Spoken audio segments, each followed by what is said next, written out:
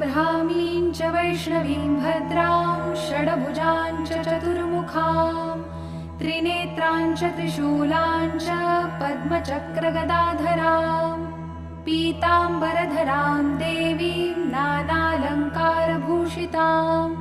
तेजः पुञ्जधरां श्रेष्ठां ध्यायेद्बालकुमारिकाम् ओङ्कारलक्ष्मीरूपेण विष्णोर्हृदयमव्ययम् विष्णुमानन्दमध्यस्थं ह्रीङ्कारबीजरूपिणीम्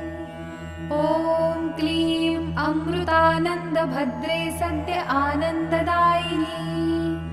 ॐ श्रीं दैत्यभक्षरदां शक्तिमालिनी शत्रुमर्दिनी तेजः प्रकाशिनी देवी वरदा शुभकारिणी ब्राह्मी च वैष्णवी भद्रा